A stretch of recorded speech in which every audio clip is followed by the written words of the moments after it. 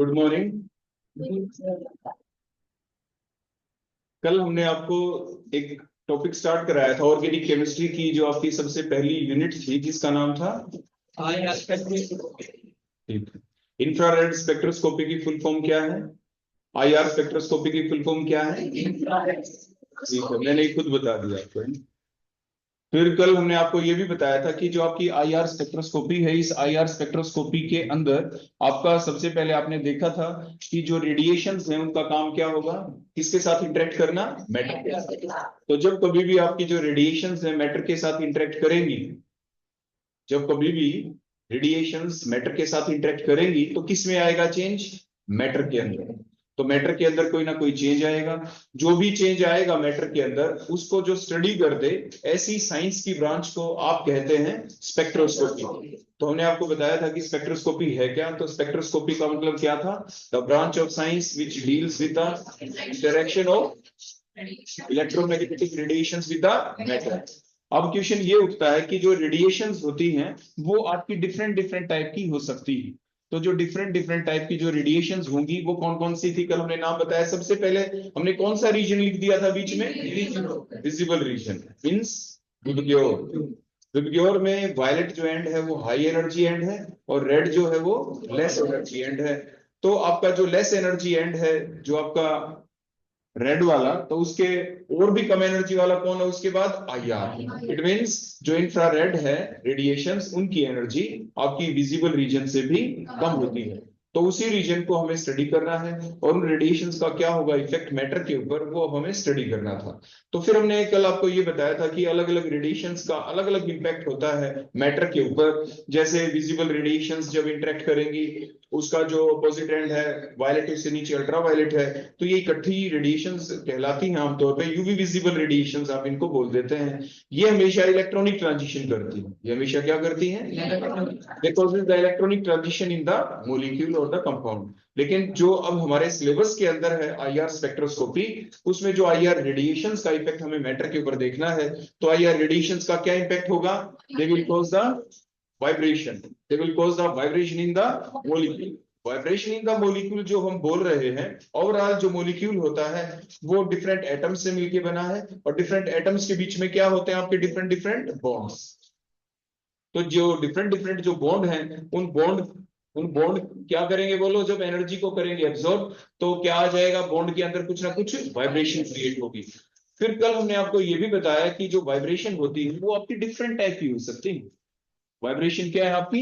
Different type की हो सकती हैं। तो जो डिफरेंट टाइप की जो वाइब्रेशंस हैं वो कौन कौन सी होंगी, उनकी सारी की सारी स्टडी करना हमारी इस ब्रांच का है काम। और ये जो ब्रांच कहलाएगी आपकी आईआर स्पेक्ट्रोस्कोपी। क्या कहलाएगी आपकी? तो आईआर स्पेक्ट्रोस्कोपी की डेफिनेशन आप कैसे लिखते हैं कि the branch of science which deals with the interaction of IR radiations with the matter, तो उसे आप कह देंगे आईआर स्पेक्ट्रोस्कोपी। जैसे कि मैंने अभी आपको बताया कि जो आईआर रेडिएशंस हैं जब ये इंटरेक्ट करेंगी तो मॉलिक्यूल के अंदर क्या आ जाएगा बोलो? वाइब्रेशंस क्रिएट होंगी। वाइब्रेशंस का मतलब बॉन्ड के अंदर वाइब्रेशन। और जो बॉन्ड होता है ना, it behaves like a spring. वो स्प्रिंग की तरह काम करता है। बॉन्ड हमेशा बोलो कैसे काम करता है? Like a spring. तो जब वो स्प्रिंग की तरह काम करेगा तो जो उसके अंदर जो वाइब्रेशन होगी वो स्लो भी हो सकती है और वो फास्ट भी हो सकती है। डिपेंडिंग अपॉन वो स्लो होगी या फास्ट, वो इस बात के ऊपर भी डिपेंड करता है कि जो रेडिएशंस होती हैं आपकी, जैसे आईआर रेडिएशन, इनका कोई एक फिक्स वैल्यू तो होती नहीं। ये भी एक बैंड होता है, एक रेंज होती है, from this to from this. तो मीन्स जो हम रेडिएशंस डालेंगे वो कितनी एनर्जी की हम डाल रहे हैं, पहली बात ये। दूसरी बात, किस बॉन्ड किस मॉलिक्यूल में डाल रहे हैं और उस मॉलिक्यूल के अंदर किस टाइप के हैं बॉन्ड। उसके अंदर हो सकता है कोई सिंगल बॉन्ड हो सकता है कोई डबल हो सकता है कोई ट्रिपल हो। मीन्स जो नेचर होगा मॉलिक्यूल का वो अलग अलग होगा। तो इसीलिए तो जो अलग अलग टाइप के मॉलिक्यूल हैं वो अलग अलग तरह का उसके ऊपर इम्पैक्ट पड़ेगा आईआर रेडिएशंस का। तो इसी बात को हमें स्टडी करना है। इसीलिए तो हम कह रहे हैं कि different type of bonds vibrate to the different different level. some bond get vibrate to a faster level, some other to the medium level, some other to the slower level। तो ये सारी की सारी बातों का हमें ध्यान रखना है और इन चीजों की जो जानकारी दे वही हमारी ब्रांच, जिसे कहेंगे क्या? IR spectroscopy. क्योंकि आईआर रेडिएशंस डालने से मॉलिक्यूल के अंदर वाइब्रेशन क्रिएट होती हैं और जो वाइब्रेशन क्रिएट होती हैं तो इसीलिए इस स्पेक्ट्रोस्कोपी को हम कह देते हैं वाइब्रेशनल स्पेक्ट्रोस्कोपी। तो what is the other name of IR spectroscopy? Vibrational spectroscopy कहेंगे। लेकिन एक चीज और हम आपको साथ के साथ बता दें, जैसे मैंने आपने ध्यान दिया था, अभी मैंने पीछे बताया कि जो इलेक्ट्रोमैग्नेटिक जो स्पेक्ट्रम होता है उसकी जो एक रीजन है पूरा, तो आपकी देखो, आपने देखा अभी कि जो विजिबल रीजन है उसका एक जो एंड था रेड एंड था, रेड एंड से ऊपर बोलो क्या आ गया था? इंफ्रारेड। इंफ्रारेड की एनर्जी कम थी, और इंफ्रारेड के ऊपर कौन आता है? माइक्रोवेव, उसकी एनर्जी तो और भी कम है। मतलब माइक्रोवेव रेडिएशंस फिर क्या करती हैं? They causes the rotation in the molecule. क्या करेंगी? जो एक बॉन्ड होता है, बॉन्ड के दो एंड के ऊपर दो एटम होंगे, और वो एटम की क्या होगी बोलो वहां से? रोटेशन। तो रोटेशनल मोशन कहते हैं उसे। क्लियर हो गया इतना? तो कहने का अभिप्राय क्या है कि जब हम कोई एनर्जी डालते हैं और वो एनर्जी जब किसी मॉलिक्यूल के अंदर वाइब्रेशन क्रिएट कर रही है, इट मींस जब वो वाइब्रेशन क्रिएट कर गई तो उससे कम एनर्जी वाली जो फीचर्स हैं वो भी तो अपने आप ही हो जाएंगी। मतलब क्या? रोटेशनल चेंजेस तो आएंगे ही। मतलब कोई भी जो मॉलिक्यूल है जब आप उसमें IR रेडिएशंस डालेंगे, that particular IR radiations causes the vibration in the bond along with the rotation in the molecule. जो रोटेशन का मतलब क्या होगा? जो बॉन्ड के टू डिफरेंट एंड्स के ऊपर जो एटम अटैच होते हैं उनमें क्या हो जाएगी? रोटेशन। तो rotational changes will also takes place. तो आपने अभी तक बोलो क्या सीखा? Whenever you will fall या whenever any molecule will absorb the IR radiations, then the vibrational changes takes place, and these vibrational changes will always associated with large number of rotational changes with less energy gap, क्योंकि उनका gap और भी कम होता है। आपको ध्यान होगा last time हमने आपको यूवी विजिबल स्पेक्ट्रोस्कोपी जो पढ़ाई थी, तो उसमें हमने कुछ ऐसा ही तो लिखा था, ऐसा ही तो आपको बताया था। क्या बताया था हमने? कि whenever any of the compound will absorb the UV visible radiations, there occurs the electronic changes, means electronic changes होंगे। तो electronic changes are always associated with large number of vibrational changes, and these vibrational changes are further associated with large number of rotational changes with even much lesser energy gap। इसलिए हमने आपको कहा था कि UV visible spectroscopy को हम electronic spectroscopy भी कहते थे, या यूवी विजिबल स्पेक्ट्रोस्कोपी को हम कहते थे इलेक्ट्रॉनिक वाइब्रेशनल रोटेशनल स्पेक्ट्रोस्कोपी। इतना बड़ा नाम था उसका। क्लियर हो गया? सिमिलरली अब हम जब पढ़ रहे हैं यहाँ पे IR स्पेक्ट्रोस्कोपी, तो इसका जो दूसरा नाम होगा वो वाइब्रेशन स्पेक्ट्रोस्कोपी होगा। और मोर स्पेसिफिकली अगर आप उसको बोले, मोर क्रिटिकली बोले, बिल्कुल डीप तक बोले, तो आप बोलेंगे वाइब्रेशनल रोटेशनल स्पेक्ट्रोस्कोपी, क्योंकि इसमें वाइब्रेशनल चेंजेस के साथ साथ रोटेशनल चेंजेस भी होने ही होते हैं। क्लियर हो गई बेटा इतनी बात? तो लेकिन मेनली हम अपने आप को एसोसिएटेड रखेंगे, बोलो कहां तक? सिर्फ वाइब्रेशनल चेंजेस तक। कल हमने फिर देखा कि वाइब्रेशनल चेंजेस कितने टाइप के हो सकते हैं। तो फिर हमने देखा था कि जब भी किसी बॉन्ड के ऊपर कोई रेडिएशंस आके गिरेगी, किसी मॉलिक्यूल के ऊपर IR रेडिएशंस आके गिरेगी, तो ऐसा तो है नहीं कि जो मॉलिक्यूल है हर कोई मॉलिक्यूल उन रेडिएशंस को क्या कर लेगा? एब्जॉर्ब। ऐसा तो होगा नहीं। तो आपने कल ध्यान दिया होगा, मैंने सबसे पहले इन वाइब्रेशनल चेंजेस को बताने से पहले मैंने आपको कुछ कंडीशन बताई थी। वो कंडीशन कहलाती है सिलेक्शन रूल। क्या कहलाती है आपकी? तो मैंने आपको ये बताया था कि हर कोई मॉलिक्यूल IR रेडिएशंस को एब्जॉर्ब नहीं कर लेगा। वो जो पर्टिकुलर मॉलिक्यूल है उस मॉलिक्यूल के अंदर कोई ना कोई स्पेसिफिक कंडीशन होनी चाहिए। क्या होनी चाहिए? उसके अंदर कोई ना कोई कंडीशन है। तो जो कोई भी कंडीशन होगी, स्पेसिफिक कंडीशन, वो क्या थी? जो भी मॉलिक्यूल है उसके अंदर net change in dipole moment होना चाहिए। क्या होना चाहिए? नेट चेंज इन। तो जो net change in dipole moment जो इन मॉलिक्यूल के अंदर होगा, वो क्या क्या होगा? कल मैंने आपको बताया था, बताओ शेमर्स। Net change in dipole moment का मतलब क्या है? आपने ये सीखा है केमिकल बॉन्डिंग वाली यूनिट के अंदर कि हमेशा क्या होना होता है कि जब कभी भी बॉन्ड बनता है, कोवलेंट बॉन्ड जब भी किन्हीं दो एटम्स के बीच में बनता है, तो जो दो एटम होते हैं वो आपके सेम भी हो सकते हैं और डिफरेंट भी हो सकते हैं ना। वो सेम भी हो सकते हैं और डिफरेंट। तो जब भी वो मॉलिक्यूल आपके अगर सेम है, मान लीजिए H के साथ बॉन्ड बना गया, Cl के साथ बॉन्ड बना गया, तो H और H के बीच जब बॉन्ड बन गया, तो जो वो बॉन्ड है, तो क्या अब वो बॉन्ड के दोनों इलेक्ट्रॉन्स किसी एक H की तरफ चले जाएंगे? No, because both atom are of same nature, both have the same electronegativity, so there occurs no separation of charge. यानी इलेक्ट्रॉन की डिस्पर्सल किसी एक एटम की तरफ हो ही नहीं सकती, वो बीच में रहेंगे। किसी भी एटम के ऊपर पॉजिटिव या नेगेटिव चार्ज नहीं आएगा। मींस कोई पोल नहीं बने, डाइपोल नहीं बने। डाइपोल का मतलब होता है किसी एक एंड के ऊपर पॉजिटिव चार्ज का आ जाना और दूसरे एंड के ऊपर नेगेटिव चार्ज का आ जाना। तो ये डाइपोल बनेंगे कब? जब दो एटम के बीच में कोवलेंट बॉन्ड बने, और वो भी जो दो एटम कैसे हो? जिनके बीच में इलेक्ट्रोनेगेटिविटी का डिफरेंस हो।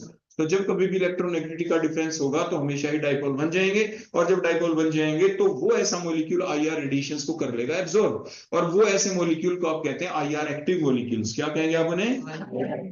तो मॉलिक्यूल आपके दो ही टाइप के होंगे आईआर स्पेक्ट्रोस्कोपी के अंदर, बोलो कौन से दो टाइप के? एक तो कैसा होगा आईआर एक्टिव मॉलिक्यूल्स, और दूसरे आईआर इनएक्टिव। और इंफ्रारेड एक्टिव कह दो, इंफ्रारेड इनएक्टिव कह दो। तो इंफ्रारेड एक्टिव या इनएक्टिव हम कैसे कहें? आपके जैसे फाइनल एग्जाम में मान लीजिए आ जाए ऐसे क्वेश्चन कि which of the following molecules are IR active और not active, explain it with some reason, कुछ रीजन दो। तो रीजन कोई और नहीं, वो आपका सिलेक्शन रूल ही होता है। उसको आपको dipole moment, net change in dipole moment होना चाहिए। देखो मैंने ये नहीं कह रहा कि डाइपोल मोमेंट होना चाहिए, हम क्या कह रहे हैं? Net change in dipole moment. क्योंकि कुछ एग्जांपल ऐसे भी होते हैं जिनके अंदर आपको अलग अलग से किसी बॉन्ड में डाइपोल मोमेंट दिखेगा, दूसरे बॉन्ड में भी डाइपोल मोमेंट दिखेगा, लेकिन ओवरऑल उस मॉलिक्यूल की स्ट्रक्चर कुछ ऐसी है कि एक बॉन्ड का डाइपोल बॉन्ड मूवमेंट किसी दूसरे बॉन्ड के बॉन्ड मूवमेंट को कैंसिल कर रहा है।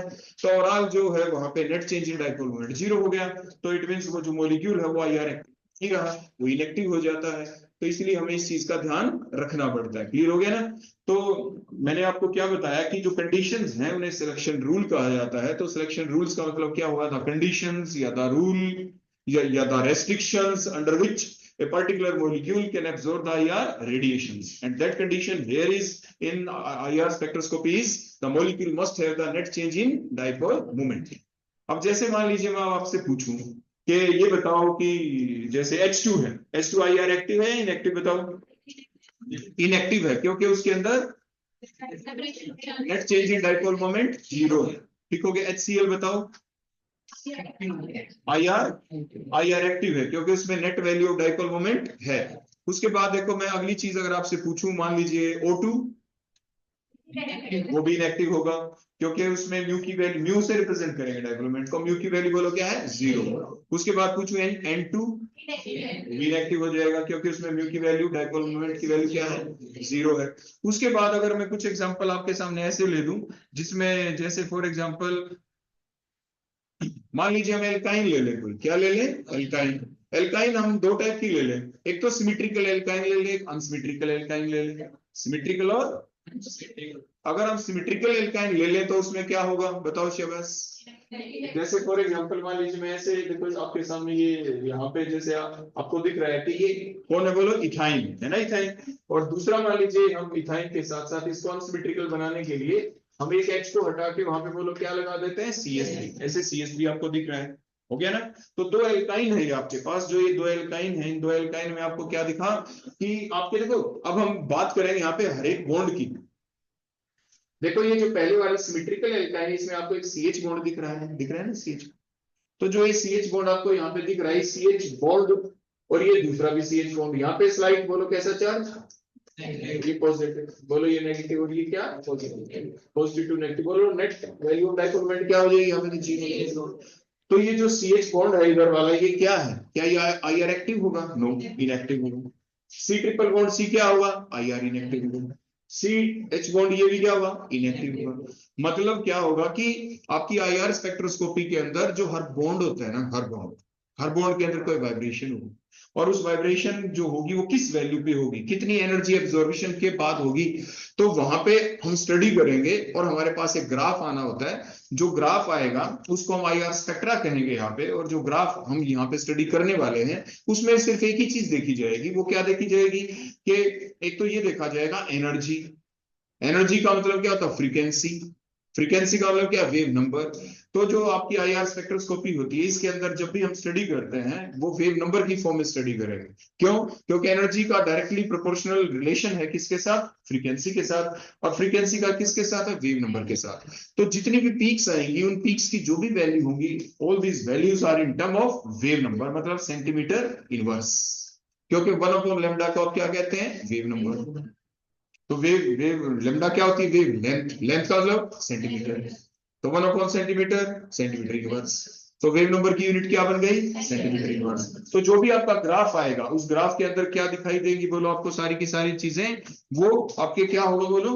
जो आपका एक एक्सिस है, जैसे आपका एक्स एक्सिस हो गया, उसके ऊपर हम लेंगे वेव नंबर। क्या लेंगे? Wave number. और इसके जो दूसरी दूसरा जो एंड होता है जैसे वाई एक्सिस हो गया, वहां पे हम लेंगे एब्जॉर्बेंस या ट्रांसमिटेंस। एब्जॉर्बेंस या, क्योंकि जो बॉन्ड होगा वो एनर्जी को एब्जॉर्ब करेगा। जैसे मैंने बताया कि आईआर रेडिएशंस को एब्जॉर्ब करने की सिलेक्शन रूल को ध्यान में रखते हुए, जब भी वो एनर्जी को एब्जॉर्ब करेगा तो एनर्जी को एब्जॉर्ब करेगा तो डिफरेंट डिफरेंट लेवल तक होगा, क्योंकि डिफरेंट डिफरेंट बॉन्ड की बॉन्ड स्ट्रेंथ अलग अलग होती है, उसको वाइब्रेशन करने के लिए अलग अलग अमाउंट ऑफ एनर्जी की जरूरत पड़ेगी, तो जो एब्जॉर्बेंस की वैल्यू भी अलग अलग होगी। कोई मॉलिक्यूल कम एब्जॉर्ब कर पाएगा, कोई ज्यादा, कोई बॉन्ड कम एब्जॉर्ब करेगा, कोई ज्यादा, कोई बॉन्ड के अंदर वाइब्रेशन होगी जब वो ज्यादा एनर्जी को एब्जॉर्ब करेगा, कोई बॉन्ड ऐसा होगा जो कम एनर्जी एब्जॉर्ब करते ही उसके अंदर वाइब्रेशन ज्यादा लेवल तक हो जाएगी। इसीलिए जितने भी हमारे बैंड आएंगे वो सारे के सारे कैसे आएंगे, कोई लो इंटेंसिटी का होगा, कोई हाई इंटेंसिटी का होगा, कोई लो इंटेंसिटी का होगा, कोई हाई इंटेंसिटी का होगा। प्लस साथ के साथ जितने भी बैंड जो आएंगे उनकी जो शेप होती है कुछ इस टाइप से होंगे कि वो अपर साइड से वो हमेशा ओपन होंगे और लोअर साइड से जाके वो क्या करेंगे, मर्ज कर जाएंगे। तो इनकी जो शेप होती है या स्पेक्ट्रोस्कोपी के अंदर कुछ इस टाइप से दिखाई देगी, और ये जो साइज है ये कम ज्यादा हो सकता है। तभी तो हम कहेंगे the band is of low intensity और द हाई इंटेंसिटी। कोई बैंड हाई इंटेंसिटी के होंगे, कोई मीडियम होंगे, कोई कोई स्ट्रॉन्ग बैंड आपका बैंड होगा। स्ट्रॉन्ग का मतलब एस लिख देंगे हम वहां पे। मान लीजिए कोई वैल्यू है, उस वैल्यू के ब्रैकेट में आपको कभी एस लिखा मिल गया, तो इसका मतलब क्या था, स्ट्रॉन्ग। स्ट्रॉन्ग मतलब हाई इंटेंसिटी का। एम लिखा मिल गया, मीडियम इंटेंसिटी का। अगर डब्ल्यू लिखा मिल गया, वीक इंटेंसिटी, छोटा सा बैंड। तो जो बैंड छोटे बड़े है ना, स्ट्रॉन्ग बैंड, मीडियम, वीक, इस टाइप से डिफरेंट डिफरेंट बैंड आएंगे, और वो कुछ इस टाइप से आएंगे, अपर एंड ओपन होगा और नीचे जाके वो क्या करेंगे बोलो आपके, मर्ज। तो इस टाइप से आईआर स्पेक्ट्रोस्कोपी के अंदर आपको बैंड भी दिखाई देंगे। और जो स्पेक्ट्रा होता है वो किन दो चीजों के बीच होता है बोलो, एक तो वेव नंबर और साथ के साथ बोलो क्या, एब्जॉर्बेंस। इनके बीच में आपको बैंड दिखाई देंगे, अलग अलग वैल्यू के ऊपर दिखाई देंगे। किसी की वैल्यू कम, किसी की ज्यादा। कम ज्यादा क्यों, उसको कुछ फैक्टर होंगे जो इस चीज को अफेक्ट करेंगे, और जो अफेक्ट करेंगे वो फैक्टर भी हम साथ के साथ बाद में स्टडी करेंगे ही। क्लियर हो गई इतनी बातें। तो आपने अभी तक ये देखा कि जितने भी आईआर जो स्पेक्ट्रोस्कोपी है इसके अंदर ऐसा नहीं कि हर मॉलिक्यूल रेडिएशंस को कर आईआर रेडिएशंस को एब्जॉर्ब कर ले। उसके अंदर कुछ स्पेसिफिकेशंस थी, उन चीजों को अभी आपने देखा सुना, और ध्यान रखेंगे आप उस चीज को, उसी के बेसिस के ऊपर मॉलिक्यूल एब्जॉर्ब करेगा रेडिएशंस को। अब हम ये देखेंगे कि जो जब वो एब्जॉर्ब कर ले तो उसके बाद आपने क्या देखा कि एब्जॉर्ब करने के बाद जो मॉलिक्यूल है, जब वो एब्जॉर्ब कर लेगा या रेडिएशंस को, जो मॉलिक्यूल है उसमें वाइब्रेशन पैदा हो जाएंगी, और जब वाइब्रेशन क्रिएट होंगी तो वो जो वाइब्रेशन है वो हमेशा ही, वाइब्रेशनल जो चेंजेस है वो किसके साथ हमेशा ही एसोसिएटेड रहेंगे, रोटेशनल चेंजेस के साथ भी। इसलिए मैंने बताया इस स्पेक्ट्रोस्कोपी को वाइब्रेशन रोटेशनल स्पेक्ट्रोस्कोपी भी आप कह देंगे। और अब हम देखेंगे कि आखिर आखिर जो वाइब्रेशन है वो अब कितनी टाइप के हो सकते हैं। ओवरऑल अगर आप देखें तो जो मॉलिक्यूल के अंदर जो वाइब्रेशन क्रिएट होंगे वो आपके मेनली दो टाइप के होंगे। कितने टाइप के होंगे, मेनली दो टाइप के। वो जो दो टाइप के वाइब्रेशन होंगे कौन कौन से, एक तो स्ट्रेचिंग और दूसरे कौन से बोलो, बेंडिंग, है ना। स्ट्रेचिंग और बेंडिंग वाइब्रेशन होंगे। अब मेन पॉइंट ये आता है कि स्ट्रेचिंग करने में ज्यादा एनर्जी की रिक्वायरमेंट होती है, बेंडिंग में कम। तो stretching vibration requires more energy than the bending vibration. क्योंकि स्ट्रेचिंग में देखो, ड्यूरिंग स्ट्रेचिंग होगा क्या, बॉन्ड की बॉन्ड लेंथ इंक्रीज भी हो सकती है और डिक्रीज भी। बेंडिंग के दौरान bond length will remain same. तो मींस साफ साफ दिख रहा है कि ज्यादा एनर्जी बॉन्ड के स्ट्रेचिंग और रिलैक्सेशन में ही हो रही है। आगे ना बात समझ में। तो जो आपकी वाइब्रेशन होती है वो स्ट्रेचिंग भी हो सकती है, बेंडिंग भी। और स्ट्रेचिंग के दौरान बॉन्ड लेंथ चेंज होती है, बेंडिंग के दौरान bond length remains the same, वो बिल्कुल सेम रहती है। ये चीज हमें ध्यान रखनी है। और क्योंकि बॉन्ड लेंथ इंक्रीज डिक्रीज करने में requires more energy, so always the stretching vibration requires बोलो क्या, more energy than the bending vibration. इतनी बात क्लियर हो गई। अब हम सबसे पहले देख लेते हैं कि स्ट्रेचिंग ही कितने टाइप की होती है। Stretching further of two type, symmetrical stretching और एसिमेट्रिकल। एसिमेट्रिकल करने में मतलब एक साइड का बॉन्ड थोड़ा लंबा हो जाए, दूसरे साइड का थोड़ा छोटा हो जाए, that requires more energy than as compare to both the bond stretches or the relax to the same level, that requires something less energy. तो means asymmetrical stretching requires more energy than the symmetrical one. अब ये symmetrical और asymmetrical का मतलब क्या है। symmetrical का मतलब होता है कि जो दोनों के दोनों जो बॉन्ड है, मान लीजिए कोई एक सेंट्रल एटम है, कार्बन है सी के साथ क्या अटैच हो गए, दो H। दोनों के दोनों जो बॉन्ड है they either get stretched to the same distance or relaxed to the same distance। मतलब कंप्रेशन हो जाए, बॉन्ड लेंथ डिक्रीज हो जाए कंप्रेशन, और बॉन्ड लेंथ इंक्रीज हो जाए मतलब stretching. To the same extent तक ही हो तो सिमेट्रिकल स्ट्रेचिंग, अगर वो सेम एक्सटेंट तक ना हो तो अनसिमेट्रिकल स्ट्रेचिंग। क्लियर हो गई ना बात? तो सिमेट्रिकल होता है और दूसरा क्या होता है? अनसिमेट्रिकल।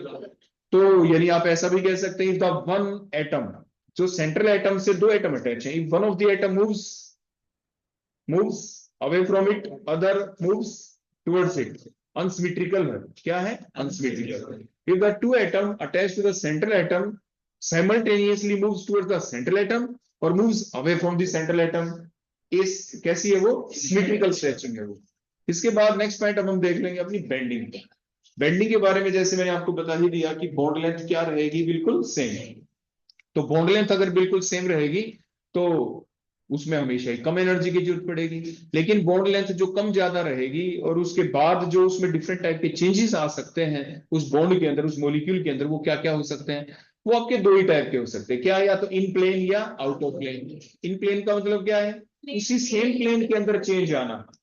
और आउट ऑफ प्लेन, जो एटम है जितने भी सेंट्रल एटम से जो दूसरे नेबरिंग एटम अटैच होंगे वो सेम प्लेन में नहीं होंगे, वो क्या होंगे? ऊपर नीचे चले जाएंगे। मान लीजिए मैंने ये तो आपको बता ही दिया कि बॉन्ड लेंथ सेम रहेगी। बॉन्ड लेंथ तो सेम रहेगी, लेकिन वो जो दो एटम अटैच हैं वो मूव तो करेंगे ना इधर उधर with the same bond length. तो मूव कैसे करें? दे मूव इधर इन द सेम प्लेन और away from that particular plane. तो सेम प्लेन में अगर वो मूव कर रहे हैं तो फिर क्या? इन प्लेन बेंडिंग। और अगर वो सेम प्लेन में मूव नहीं कर रहे तो वो कहलाती है आउट ऑफ प्लेन बेंडिंग। तो सेम प्लेन में मूव करने के तरीके क्या हैं? तो वो कहलाती है इन प्लेन बेंडिंग की टाइप। और ऐसे ही आउट ऑफ प्लेन जा रहे हैं एटम, तो वो कैसे जा रहे हैं? तो वो कहलाती है type of out of plane bending. तो इन प्लेन बेंडिंग के जो टाइप हैं वो जैसे सीजरिंग और दूसरी रॉकिंग। जैसे आप चेयर के ऊपर बैठे हैं तो क्या होगा? एक ही साइड में आपकी पूरी बॉडी जाएगी, दूसरी साइड में पूरी बॉडी जाएगी, तो वो रॉकिंग कहलाती है। तो रॉकिंग के दौरान क्या होगा?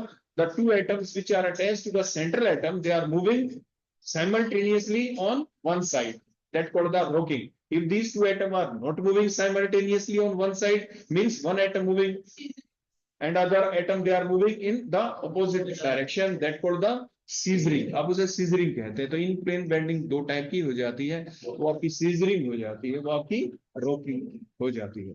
ऐसे out of plane bending, out of plane bending में क्या होगा? The two atoms are move out of the plane. Out of the plane जाने के फिर दो तरीके हो जाते हैं। कौन कौन से? या तो क्या होगा? वैगिंग, या क्या होगा आपका? ट्विस्टिंग।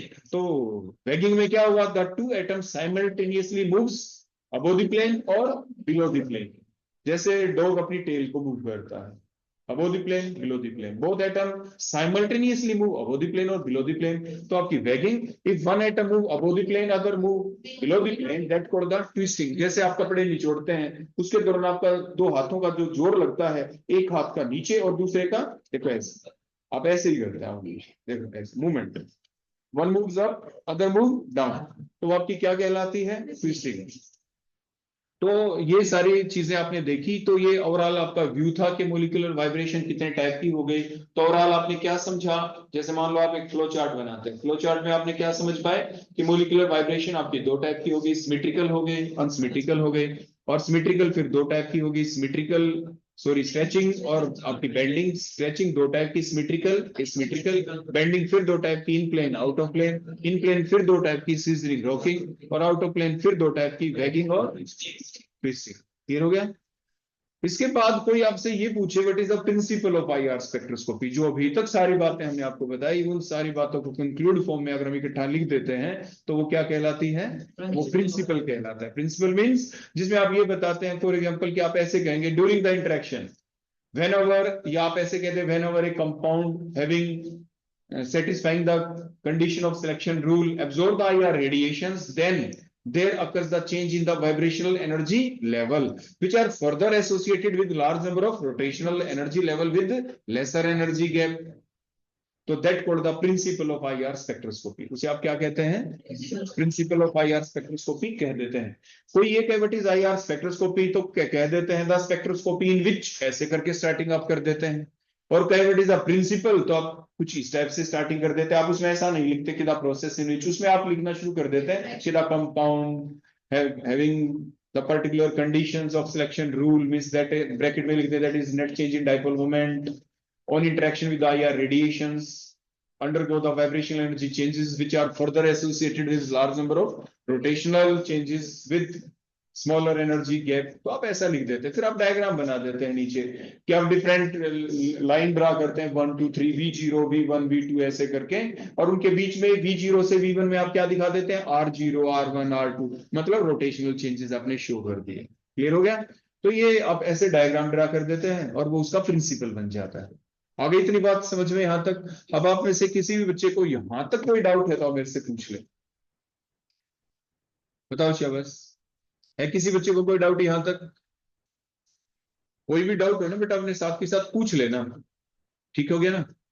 तो अभी तक हमने सीख लिया कि आईआर स्पेक्ट्रोस्कोपी क्या, उसका प्रिंसिपल क्या, उसके सिलेक्शन रूल क्या, कौन कौन सी टाइप होती हैं आपकी जब भी वाइब्रेशन क्रिएट होती है उसके दौरान। तो ये सारी चीजें हमने देख ली। अब अगर मैं आपसे ये पूछूं एक एग्जांपल और लेके, मान लीजिए आपके पास एल्कीन है, तो एल्कीन है आपके पास, एक तो एल्कीन कैसी है, सिस, और एक है ट्रांस।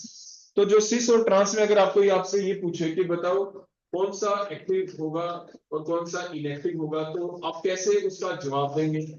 उसका जवाब जब भी आप देंगे तो सबसे पहले आप स्ट्रक्चर देखेंगे कि भाई उसकी स्ट्रक्चर है ही कैसी, क्योंकि उसी के बेसिस के ऊपर तो आप पर्टिकुलर उस चीज की एक्सप्लेनेशन दे पाएंगे। तो आपने देखा कि जो सिस फॉर्म है और एक दूसरी जो ट्रांसफॉर्म है, जैसे हमने एक कंपाउंड ले लिया, नाम क्या है कंपाउंड का, 1,2 डाइक्लोरोइथीन।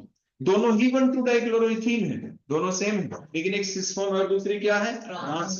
अगर आप इसमें net change in dipole moment देखें, देखो कार्बन के ऊपर स्लाइड पॉजिटिव और स्लाइड नेगेटिव होने की वजह से डायरेक्शन जो होगी डाइपोल मोमेंट की, कार्बन से क्लोरीन की तरफ हो गई, सिस में देखें। ऐसे ही आपके दूसरे बॉन्ड की हो गई। अगर ट्रांस में देखें तो ट्रांस में आप क्या देख पाएंगे, द 2 CCl बॉन्ड, बोलो कौन से, जो 2 CCl बॉन्ड है, जो 2 CCl बॉन्ड है, they are present at 180 degree angle. कहां पे है, 180 डिग्री एंगल होने की वजह से क्या हो जाएगा, the bond movement of 1 CCl bond will cancel the bond movement of other CCl bond, hence the net change in dipole moment is 0, while in other case that is a cis form, that particular thing will not occur, means one CCl bond movement will not completely cancel the effect of bond movement of other CCl bond, बल्कि वो तो एक ही particular direction में उनका effect आपको दिख रहा है, तो उसमें डाइपोल मोमेंट की वैल्यू होगी कुछ ना कुछ, और बल्कि ज्यादा ही होगी क्योंकि एक ही डायरेक्शन में चल रहे हैं। ट्रांस में 0 हो जाएगी और उसमें आप लिख सकते हैं mu is not equal to 0। इसमें कोई क्रैम करने की जरूरत होती नहीं कि भाई आप उस वैल्यू को क्रैम ही कर लेंगे। तो एग्जाम में ये क्वेश्चन पर्टिकुलर कई बार आ भी चुका है कि how can you explain, how can you differentiate between the cis 1,2 dichloroethene and trans 1,2 dichloroethene on the basis of IR spectroscopy। तो आप इस टाइप से उसको एक्सप्लेन कर देते हैं, इनमें से भाई एक IR एक्टिव है दूसरा IR, तो इस टाइप से आप उसकी एक्सप्लेनेशन दे देंगे। क्लियर हो गई इतनी? फिर कल हमने आपको ये भी बताया कि ठीक है कि कोई भी जो मॉलिक्यूल है उसने उन पर्टिकुलर कंडीशंस के बेसिस के ऊपर IR रेडिएशंस को एब्जॉर्ब भी कर लिया, और उसके बाद उनके अंदर वाइब्रेशनल चेंजेस भी आ गए। अब जो वाइब्रेशनल जो चेंजेस हैं उनके बेसिस के ऊपर कुछ बेसिक डेफिनेशन आती है, मतलब जब कभी भी कोई भी जो मॉलिक्यूल है जब वो रेडिएशंस को करता है एब्जॉर्ब, तो उसके दौरान वाइब्रेशनल चेंजेस तो होंगे ही, लेकिन कौन से वाइब्रेशनल चेंजेस ऐसे हैं जिन चेंजेस की होने की वजह से, मैंने आपको बताया ना कि IR जो स्पेक्ट्रा होगा उसमें जो बैंड दिखाई देंगे, किसी बैंड के ब्रैकेट में, वैल्यू के ब्रैकेट में S लिखा मिलेगा स्ट्रॉन्ग बैंड, किसी में स्मॉल m लिखा मिलेगा मतलब मीडियम, और किसी में W लिखा मिलेगा मतलब वीक बैंड। वो ऐसा क्यों? वो इस बेसिस के ऊपर के किसी की इंटेंसिटी ज्यादा है किसी की कम, तो इंटेंसिटी कम ज्यादा होने का क्या मतलब है, मतलब ये है कि कई जो बैंड होंगे उसमें जो वाइब्रेशनल चेंजेस आने वाले हैं वो कैसे आएंगे। जैसे वाइब्रेशनल चेंजेस के बारे में हमने बताया ना, आप कैसे लिख देंगे, आप ऐसे लिख देंगे V0 V1 V2 V3। अगर वाइब्रेशनल चेंजेस हो रहे हैं कौन सी वैल्यू के बेसिस के ऊपर, जो आप सिलेक्शन रूल के अंदर भी ऐड कर सकते हैं, +-1, डेल्टा V की वैल्यू क्या होनी चाहिए, 0 नहीं होनी चाहिए। मतलब कुछ वाइब्रेशन हो रहा है तो आप एक जगह से दूसरी जगह जा ही रहे हैं ना, मतलब ऐसा तो नहीं V0 से V1 हो गया वाइब्रेशन, नो, V0 से V1 जाए या V1 से V2 जाए, that's the vibrational changes, change उसी को तो कहते हैं ना। तो मतलब चेंज कैसा हो, +-1, डेल्टा V की वैल्यू क्या हो, +-1 होनी चाहिए। +-2 हो जाए तो मतलब लो इंटेंसिटी का बैंड आएगा, +-3 हो जाए और भी लो इंटेंसिटी का बैंड आएगा। आगे ना मेरी बात समझ में? तो जो हाई इंटेंसिटी के बैंड हमें कब दिखाई देंगे, वो जब दिखाई देंगे जब डेल्टा V की वैल्यू क्या हो, +-1, मतलब V0 से V1। तो जब कभी भी कोई भी वाइब्रेशन हो रही है and that particular vibration corresponds to V0 to V1, that called as the fundamental vibration. Exam में अगर आपसे डेफिनेशन पूछ ली जाए कि how will you define the term fundamental vibration, तो आप क्या लिखेंगे, the vibration which corresponds to V0 to V1, तो उसे आप क्या कहते हैं बोलो, फंडामेंटल वाइब्रेशन। और ये फंडामेंटल वाइब्रेशन होनी कहां से कहां पे होती है, V0 से V1, क्योंकि स्टार्टिंग तो 0 से ही होगी ना, ये तो है नहीं कहीं और से हो जाएगी, हमेशा V0 से होनी होती है। तो V0 से V1 फंडामेंटल वाइब्रेशन। और कई जो मैंने बताया V0 से V2 हो गया, V0 से V3 हो गया, वो लो इंटेंसिटी के बैंड होंगे। लो इंटेंसिटी के बैंड तो होंगे ही, लेकिन उन्हें बोले क्या, ओवरटोन्स कहेंगे। आपने बोलो क्या कहेंगे, ओवरटोन्स। तो means any multiple of fundamental vibration called as the overtone. आप उन्हें क्या कहते हैं, अपने ओवरटोन्स कहेंगे। कोई कहते हैं डिफाइन फर्स्ट ओवरटोन, तो आप क्या कह देंगे, the vibration which corresponds to V0 to V2। How will you define the term second overtone, the vibration which corresponds to V0 to V3। V0 से V1 फंडामेंटल वाइब्रेशन, V0 से V1 या V0 से V2, V0 से V3 and so on, means any of the multiple of the fundamental vibration called as the overtone. और जो ये overtones होते हैं, इनकी वजह से जो बैंड हमें मिलेगा IR स्पेक्ट्रा के अंदर, वो हाई इंटेंसिटी का मिलेगा या लो इंटेंसिटी का, वो लो इंटेंसिटी का होगा। कैसा होगा बोलो, आगे बेटा बात समझ में यहां तक। और डायग्राम भी बड़ा सिंपल है कि आप डिफरेंट एनर्जी लेवल शो करते हैं, एरो शो कर देते हैं, V0 से V1, तो वहां पे आप लिख देते हैं फंडामेंटल वाइब्रेशन, V0 से V2 लिखें, फर्स्ट ओवरटोन हो गया, इस टाइप से आप बता देते हैं। तो ये आपका फंडामेंटल वाइब्रेशन हो, ओवरटोन और सेकंड एंड सो ऑन, इस टाइप से आप एक्सप्लेन कर देते हैं। इसके बाद एक मैथमेटिकल तरीका भी है। देखो किसी भी मॉलिक्यूल में कितने होंगे फंडामेंटल वाइब्रेशन, वो हम कैसे कैलकुलेट करें, वो हम कैलकुलेट करेंगे सिर्फ एक ही बात को ध्यान में रखते हुए कि जो भी मॉलिक्यूल है, जो एग्जांपल के तौर पे हम आपको दें, वो मॉलिक्यूल आपका लीनियर है या नहीं, मतलब लीनियर है या नॉन लीनियर, लीनियर है या, बस इसी बात को ध्यान रखना है। जो लीनियर मॉलिक्यूल होते हैं उसके लिए बड़ा बेसिक सा फॉर्मूला होता है कि 3n-6 लीनियर के लिए, और जो नॉन लीनियर मॉलिक्यूल होता है, सॉरी लीनियर के लिए होता है 3n-5, और नॉन लीनियर के लिए होता है 3n-6। तो लीनियर मॉलिक्यूल कौन हो गया, जैसे फॉर एग्जांपल लीनियर, जैसे एक चीज और मैं आपको साथ के साथ देखो यहाँ पे बताना चाहता हूं कि हमेशा ही मॉलिक्यूल के अंदर एक चीज का और हमें ध्यान रखना होता है। वो ध्यान क्या रखना है, कुछ मॉलिक्यूल आपको ऐसे लगेंगे देखने में कि भाई वो तो आपके क्या नाम है IR इनेक्टिव है, लेकिन जैसे अभी जो हमने आपको डिफरेंट डिफरेंट वाइब्रेशन के तरीके सिखाए, डिफरेंट डिफरेंट उनकी टाइप सिखाई, उन्हीं टाइप्स के बेसिस के ऊपर आप ये देख पाए कि वाइब्रेशन कितने टाइप की हो सकती है। क्या मॉलिक्यूल के अंदर वाइब्रेशन एक ही टाइप की होगी, नो, वाइब्रेशन में भी द स्ट्रेचिंग, द वाइब्रेशन में भी द बेंडिंग। वो स्ट्रेचिंग भी कोई एक टाइप की होती है ना, वो भी आपकी, दैट में भी द सिमेट्रिकल, दैट में भी द, क्लियर होगी ना बात। अगर इसी बात को अगर आप ध्यान रखें, और मान लीजिए मैं आपके सामने ये क्या नाम है कंपाउंड अगर हम ले लें, और ये कंपाउंड आपको क्या दिख रहा है बोलो, यहाँ पे CO2 दिख रहा है ना। इस CO2 के अंदर अगर आप ओवरऑल एक चीज देखें, भाई कार्बन के ऊपर देखो स्लाइड पॉजिटिव और ऑक्सीजन के ऊपर स्लाइड नेगेटिव, अगर सिर्फ इसी बात को हम ध्यान रखें, और ये मॉलिक्यूल जो कि सिमेट्रिकल भी है, तो आपको क्या दिखाई दे रहा है बोलो, ये मॉलिक्यूल कैसा होना चाहिए, IR इनएक्टिव। लेकिन देखो अभी जो हमने टाइप पढ़ी उनको रखें आप ध्यान, क्या पढ़ा हमने, कि जो मॉलिक्यूल है ना उसके अंदर सारी तरह की वाइब्रेशंस को हमें शो करना है, कि जब IR रेडिएशन उस मॉलिक्यूल के ऊपर गिर, देखो अभी तक तो हमने बेस देखा था सिर्फ कि कैसे कहीं IR एक्टिव या इनएक्टिव, वो तो बेस था। अब धीरे धीरे थोड़ी एक स्टेप अंदर जाएंगे, तो एक स्टेप अंदर अंदर गए तो किस आधार पे गए, कि उस मॉलिक्यूल के अंदर अब हमें देखना है कि वो जितनी टाइप हमने पढ़ी मॉलिक्यूल वाइब्रेशन की, उनको हमें डायग्रामेटिकली देखना है। तो जब आप डायग्रामेटिकली इन चीजों को देख पा रहे हैं, तो हमने क्या देखा कि ये जो स्ट्रेचिंग आपको दिख रही है यहाँ पे, देखो ये जो स्ट्रेचिंग है, स्ट्रेचिंग मतलब ये जो CO बॉन्ड है देखो बाहर की तरफ चला गया, दूसरा CO भी बाहर की तरफ, मींस स्ट्रेचिंग, या कंप्रेशन अंदर की तरफ आ गए, means both CO bond, both CO these two bond are moving simultaneously in one direction या अपोजिट डायरेक्शन, अपोजिट, देखो इधर दोनों या तो अपोजिट बाहर की तरफ जा रहे हैं, दोनों अंदर, मतलब या तो स्ट्रेचिंग हो रही है, क्या हो रही है, कंप्रेशन। तो इसके दौरान net value of dipole moment क्या आएगी, 0 आएगी। लेकिन इसके अपोजिट अगर हम ऐसा करते हैं कि देखो कुछ ऐसा कर रहे हैं कि वन मॉलिक्यूल के अंदर क्या हो गई, कंप्रेशन, और दूसरे बॉन्ड के अंदर क्या हो गई, one CO bond get stressed, other CO bond get compressed. तो अब आप देखो क्या जो ये हम शो करना चाहते हैं, स्लाइड पॉजिटिव स्लाइड नेगेटिव, क्योंकि आपने पढ़ा था कि म्यू का फार्मूला क्या होता है, क्यू मल्टीप्लाइड बाय डी, पढ़ा था ना आपने। बोलो डाइपोल मोमेंट का फार्मूला क्या होता है, mu is equal to Q multiplied by D. तो क्या सिर्फ क्यू के ऊपर डिपेंड करता है? नो, इसके ऊपर तो डिपेंड नहीं करता। तो किस बात के ऊपर डिपेंड करता है? D, distance. डिस्टेंस। तो अगर आप इधर वाले हिस्से का म्यू निकालें और इधर वाले हिस्से का म्यू निकालें तो क्या वो सेम निकलेगा? सेम नहीं आएगा आपकी बात। और उसमें चेंज आ चुका है। क्या आ चुका है बोलो उसके अंदर? चेंज वगैरह चेंज। तो जिसकी वजह से जो एसिमेट्रिकल स्ट्रेचिंग भी तो होगी। मोलिक्यूल है, जब उसके अंदर आईआर रेडिएशंस गिरेगी तो उसके दौरान जो आईआर रेडिएशंस हैं मोलिक्यूल के अंदर वाइब्रेशन क्रिएट करेंगी, और जो वाइब्रेशन है वो सिमेट्रिकल स्ट्रेचिंग के साथ साथ एसिमेट्रिकल स्ट्रेचिंग भी तो करेंगी। तो जब एसिमेट्रिकल स्ट्रेचिंग वहां पे होगी तो उस एसिमेट्रिकल स्ट्रेचिंग के दौरान net value of dipole moment 0 नहीं होगी, क्योंकि म्यू का फार्मूला क्यू इनटू डी होता है।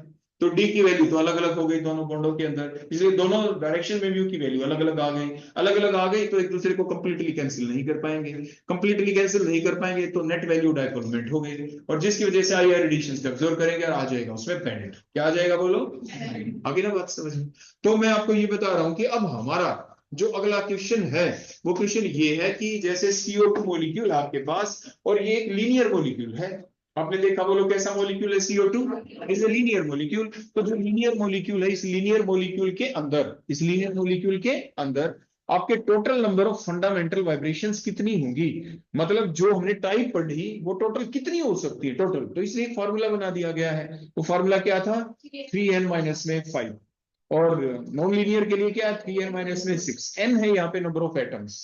तो जो टोटल नंबर ऑफ जो एटम है यहाँ पे जो CO2 में आपको दिख रहे हैं, बोलो कितने हैं? वो तो सिर्फ 3 है। एक C हो गया, 2 ऑक्सीजन हो गए। तो फॉर्मूला लगाओ, बोलो क्या आंसर आपका आ जाएगा? 3n माइनस 5 में n की वैल्यू आप 3 पुट कर दें, 3 3 जा 9 minus 5 is equal to 4। 4 vibration होंगी। कितनी होंगी बोलो? थ्योरेटिकली। बोलो कैसे? वो भी ये है कागज कार्रवाई के ऊपर आपने किया। अब क्वेश्चन ये आ जाता है यहाँ पे कि भाई ये पाया गया in the CO2 molecule it is to be found that the theoretical number of fundamental vibrations are 4 according to the formula that is the 3n minus 5, but the actual number of vibrations are not 4, they are something else, कुछ और है। तो वो और क्यों है, उस बात को हमें क्या करना है? एक्सप्लेन। वो एक्सप्लेन हम कैसे करें? वो एक्सप्लेन कुछ ऐसे करेंगे जैसे आपने देखो सिमेट्रिकल देखा, अनसिमेट्रिकल देखा, उसके बाद मान लीजिए एक डायग्राम जो अगला आप देख पाएंगे उसमें ऐसा होगा कि जैसे ये मान लीजिए CO2 की 2 स्ट्रक्चर और भी हैं, जिसमें आपको क्या दिखाई दिया? आपने देखा था ना कि इन प्लेन या आउट ऑफ प्लेन बेंडिंग। तो इन प्लेन और आउट ऑफ प्लेन बेंडिंग का मतलब क्या था? उसका मतलब ये था कि मान लीजिए आप आउट ऑफ प्लेन कर रहे हैं, आउट ऑफ प्लेन करें तो फिर कैसे करें? आउट ऑफ प्लेन के भी तो तरीके अलग अलग हो सकते हैं ना। वो देखो कैसे हो सकते हैं। वो ऐसा भी तो हो सकता है कि दोनों के दोनों एटम ऊपर चले जाएं, ऊपर की तरफ मूव कर जाएं, या दोनों के दोनों नीचे की तरफ मूव कर जाएं, हो सकता है ना ऐसा। या एक ऊपर मूव कर जाए और एक नीचे ऐसे कर जाए। तो आप ये बताओ, जब ये ऊपर नीचे मूव करेंगे तो यहाँ पे जो इफेक्ट पड़ रहा है हर बॉन्ड के ऊपर वो क्या पड़ रहा है? बोलो बिल्कुल सेम। और एक दूसरे का इफेक्ट भी कैंसिलेशन कर रहे हैं, एक ऊपर और एक नीचे। तो net value of dipole moment क्या हो जाएगी इसमें? लेकिन जब इनको ऐसे मूव करेंगे तो क्या ये मॉलिक्यूल फिर लीनियर रह पाएगा? नहीं। तो क्या net value of dipole moment 0 रहेगी? फिर भी नहीं। तो ये बोलो आपका कैसा हो गया? आउट ऑफ प्लेन बेंडिंग तो हम शो कर रहे हैं, लेकिन इन प्लेन बेंडिंग भी हम शो कर देंगे। लेकिन साथ के साथ हमें ये देखना है क्या हमेशा ही म्यू की वैल्यू 0 रह पाएगी? तो हम कहेंगे नहीं, तो ऐसा नहीं होगा। तो आपने क्या देखा कि आपकी इन प्लेन बेंडिंग जब हम कर रहे हैं, आउट ऑफ प्लेन जब हम बेंडिंग करेंगे तो उसके दौरान जो हमने टाइप पढ़ी उसके अनुसार, सिर्फ टाइप को ध्यान रखना, ये तो मैंने अपनी तरफ से बता दिया आपको ऐसे करके, लेकिन अब आपके दिमाग में आनी चाहिए वो टाइप। क्या आनी चाहिए? टाइप। तो उसमें आपने क्या देखा था? आपकी आउट ऑफ प्लेन बेंडिंग कितने टाइप की थी बोलो? क्या नाम था उनका? बेंडिंग और बैगिंग। तो बैगिंग के दौरान क्या दिख रहा है आपको? और ट्विस्टिंग में तो कैंसिलेशन कब हुआ? तो जब हम ट्विस्ट करेंगे ना, एक ऊपर गया एक नीचे, तो कैंसिलेशन हो गया वहां पे। ऐसे ही अगर हम देखें यहाँ पे क्या नाम है, इन प्लेन बेंडिंग, तो उसमें क्या होगा बोलो? हाँ, उसमें रोकिंग और सीजरिंग हो रहे हैं। तो आपने क्या देखा उसमें? हाँ, उसमें कैंसिलेशन हो जाएगी। अब जो 2 बेंडिंग आपने देखा उनका नेचर एक जैसा हो गया, दो क्या होगी बिल्कुल एक जैसी, कौन सी एक जैसी होगी बोलो? यहाँ पे एक तो आपकी जो एसिमेट्रिकल स्ट्रेचिंग है उसकी वजह से एक बैंड आ जाएगा, और दूसरी क्योंकि बेंडिंग है दोनों, और उन दोनों की वजह से जो बैंड आएगा वो एक ही वैल्यू के ऊपर आएगा। तो ओवरऑल जो हमें बैंड दिखाई देंगे वो दो दिखाई देंगे। वो दो कौन कौन से होंगे आपके? एक बैंड आएगा आपकी एसिमेट्रिकल स्ट्रेचिंग की वजह से, और दूसरा बैंड आएगा हमारा बोलो बेंडिंग वाइब्रेशन की वजह से। वो भी कौन सी? जो अभी आपने देखा जिसमें कैंसिलेशन इफेक्ट नहीं होता। तो आपके जो क्या नाम है, टोटल नंबर ऑफ जो बैंड दिखाई देंगे CO2 मॉलिक्यूल के अंदर, वो कितने दिखाई दिए? सिर्फ दो। और थ्योरेटिकल नंबर कितने थे? ओ। और वास्तविकता में कितने? दो। तो ये आपके क्वेश्चन इवन आपके जो और भी जो एग्जाम आप आगे देते हैं, कोई नेट का एग्जाम भी हो गया, मेरे को अभी भी ध्यान है जब मैंने कभी नेट का एग्जाम दिया था तो उसके दौरान हमारे मेरे साल का देख लेना, जब मैंने दिया था मेरा हुआ था 2000 में क्लियर। आप उस दौरान का देखना, जो नेट का पेपर था आप उठा के देखो ना इंटरनेट के ऊपर भी, पहले रिटर्न होता था, लिखना पड़ता था हमें। आजकल ऑब्जेक्टिव हो गए, लिखते थे ना तो शुरू का पहला क्वेश्चन कंपलसरी होता था जिसमें 8-10 क्वेश्चन होते थे, पेज भी एक ही होता था, 8-10 क्वेश्चनों के आंसर उसी एक पेज के ऊपर लिखो, उतनी जगह में लिखो। राइटिंग भी बढ़िया सुंदर छोटी करके लिखनी पड़ती थी, एक्स्ट्रा पेज नहीं मिलते थे, फिक्स है बिल्कुल जो पेज है वही है। तो उस दौरान भी ये क्वेश्चन उस साल आया था जो मैंने अभी आपको सिखाया, और ये अब ऑब्जेक्टिव फॉर्म में भी हर साल आता है। तो अभी तक यानी आज जो मैंने चीजें बताई यहां तक, तो इसमें से किसी भी बच्चे को कोई डाउट है तो वो मेरे से पूछे। पूछना है बेटा, किसी बच्चे को कोई डाउट पूछ लो शाबाश, वो पूछो, पूछो शाबाश, कोई डाउट। लेकिन साथ के साथ आपको याद करना है ये बेटा, ठीक है ना? अगले दिन के ऊपर पेंडिंग नहीं छोड़ना, साथ के साथ याद करें तुम। निकलवा सकते हैं।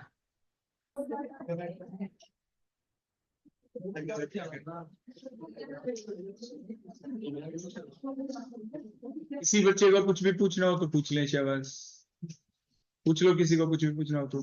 सारा याद हो गया? और का पूरा पूरा याद हो गया आप सभी बच्चों को? आपस में एक दूसरे को सुना दिया करें, या आपसे भी सुन लिया करूंगा मैं साथ के साथ बीच बीच में। अब देखो कल के लिए मैं आपको काम बता देता हूँ बस, जो आपको करके आना है, जो पहले मैंने आपको वीडियो लेक्चर भेज रखा है, आप उसको देखते हुए अपने नोट्स कंप्लीट करके आएंगे कल। एक ही है पूरा, एक ही उसमें है कंप्लीट IR जो मैंने आपको भेज रखा है, सिर्फ एक, ओनली वन, नॉन स्टॉप एक ही बार में पूरा करा रखा है। तो उसको आप नोट बना के आ जाएंगे, और साथ के साथ अपने पास कोई भी किताब ले लेना, एनी वन, कोई भी एक बुक हो, उसको अच्छे से करना है। उसमें एग्जाम्पल लिख जाएंगे, प्रीवियस ईयर क्वेश्चन पेपर जरूर देखेंगे आप, ठीक है? तो ये चीजें आप अपने पास रखें।